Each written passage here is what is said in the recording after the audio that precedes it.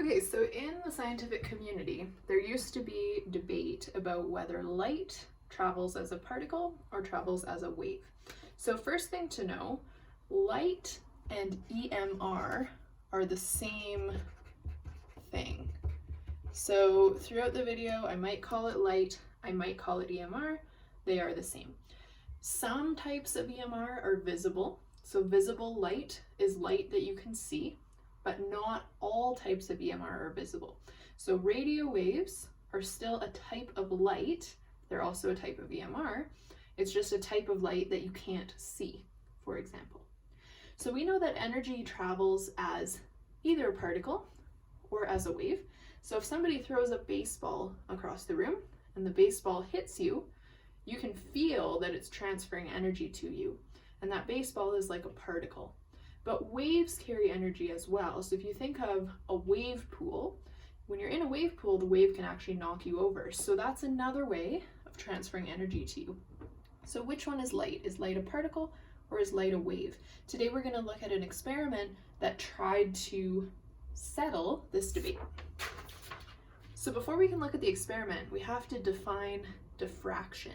So here I've got a picture. I want you to pretend that this is a swimming pool and you're looking at the swimming pool from above. And these solid lines here, these are crests of water waves in the swimming pool. So what we've got over here on this side is some crests. They are straight, and those crests are traveling towards a wall. So there's a wall in the middle of the swimming pool, and this wall has a gap in it. When the water waves pass through the gap, they actually change shape. They bend into a circle. This is what we call diffraction. So diffraction is when waves bend into a circular shape after passing through a gap. It's really important. Diffraction occurs for waves, but not for particles. If you send a particle through a gap, the particle just passes through it without changing shape. For example, if you throw a baseball through this gap here, the baseball looks the same as it does before it went through the gap and after. So that's a key idea. If we can design an experiment that tests whether light diffracts, we'll know whether that light is a particle or a wave. Because if the light diffracts, then it has to be a wave. So what I want you to imagine now is a similar setup. So again, we've got a swimming pool here with a wall in the middle. We've got water waves traveling towards this wall. And this time though, the wall has two gaps in it instead of one. So the water is going to diffract. Some of the water is going to pass through this top gap, and I've shaded or traced over that water in green, and some of the water is going to pass through this lower gap, and I've traced over that in blue just so that we can see what's going on. So we've got diffraction going on here, okay? You can see because of the diffraction, the water is actually overlapping with itself. So before the diffraction on this side of the wall, there was no overlapping happening. But then because of the diffraction on the other side, some of the green water is overlapping the blue water. And what you might remember from Physics 20 is when you have waves that overlap, they interfere with one another. So here's that diagram again. And what I have done is I've actually drawn in both the crests and the troughs. So anywhere where you see a solid line, that represents a crest, which is a high point on the water wave. Anywhere where you see a dotted line, that represents a trough, which is a low point on the water wave. Now, if you remember from Physics 20, when a crest meets another crest, we get something called constructive interference, which means that the two waves add together to make an even bigger wave. So what I'm going to do is I'm going to look for places on my diagram where a crest meets a crest, and I'm going to put a dot there. So anywhere where a solid line meets another solid line, I'm going to put a dot.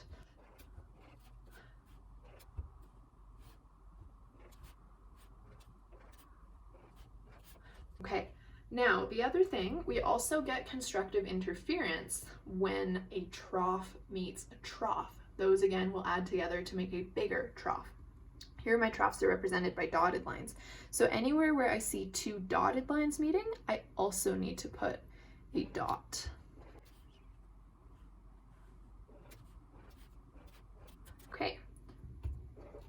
Okay, so I have gone in and traced those. Now, what you will notice is these kind of make lines. So I've got a line there, a line there, and a line there. These lines are lines of constructive interference. Again, these are places where the waves are going to add together to make a bigger wave.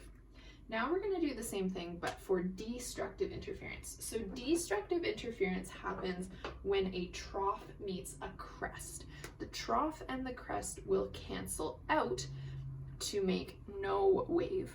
So anywhere where a solid line meets a dotted line, I'm going to put a dot.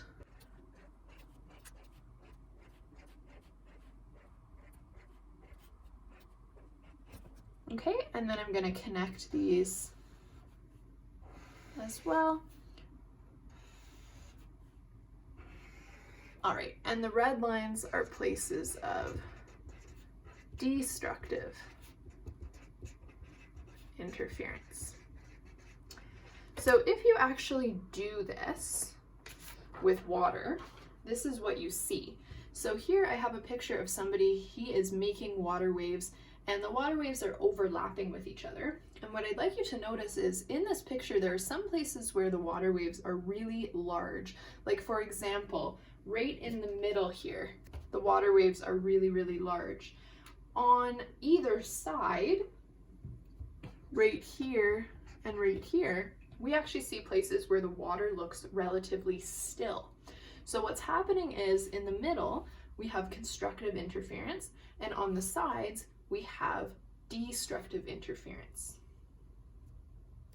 Now, going back to this for a second, that's what we see. So in the middle, an area where there's a big wave because it's constructive, on the sides, area where there's no wave because it's destructive, and then we actually get a repeating pattern. So this thing here, this is what we call an interference pattern. So light actually works the same way. You could do this experiment with light instead of water. The only problem with light is that it's harder to see what's going on than it is with water. So you can't actually see light diffracting in the air very easily, but you can see the interference pattern light makes on a wall after passing through a diffraction grating. So a scientist named Thomas Young did an experiment that shows this. So we'll look at that. So what Young did is he took what's called monochromatic light. Monochromatic light means light that is one color only. So white light is actually not monochromatic because you might know that white light is actually made up of all the colors of the rainbow. If you pass white light through a prism, it will break up into a rainbow. So white light is not monochromatic, but for example, red light of a specific wavelength is just one color. So Thomas Young, he might have used red light. Okay, so you send the light at something called a double slit. So a double slit is just like the wall in the swimming pool. It's a barrier and it has two gaps in it. The light will pass through this double slit and it will land on a screen over here. And you can look at the screen to see what type of pattern the light makes.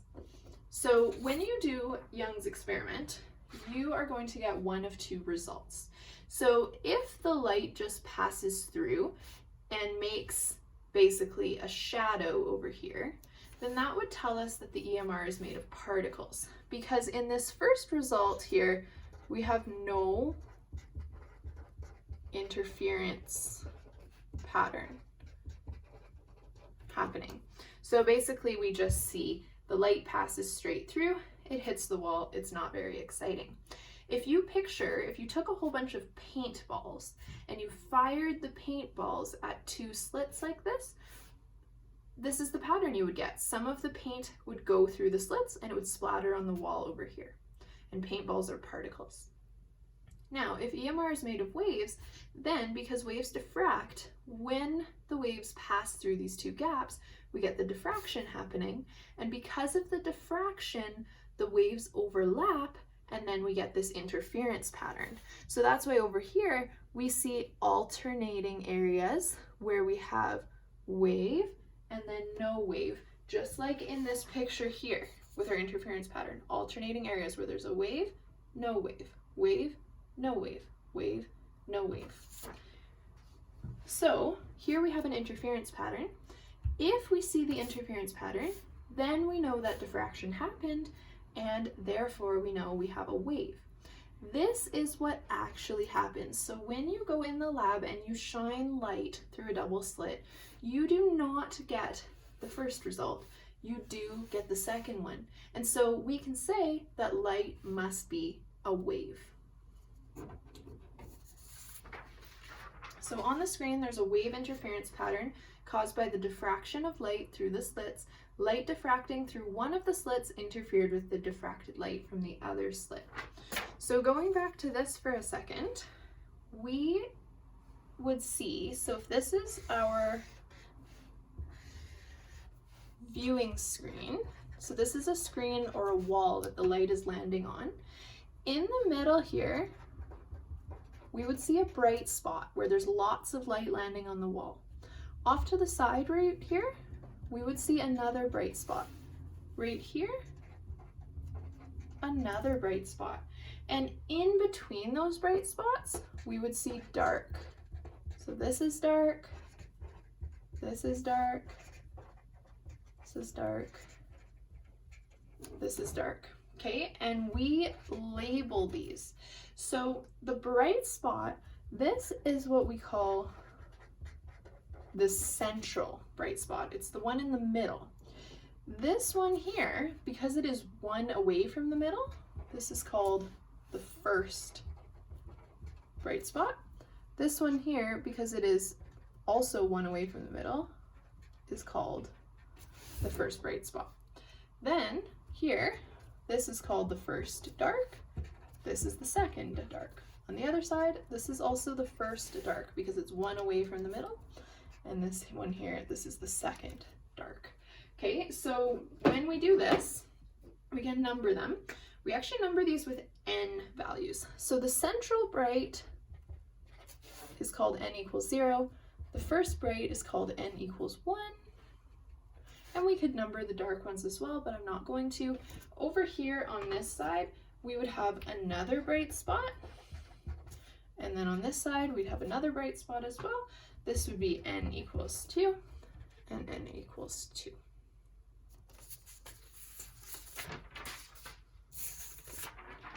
Okay, so we know that when two waves meet, they interfere with each other. And when crests meet crests or trough meets troughs, we know that that's called constructive interference. There's a couple other names for constructive interference. So in places where constructive interference is happening, we get bright lines. Bright lines are also called antinodes or also called maxima. So you just have to know that those are all synonyms. And when crests meet troughs, then we get destructive interference.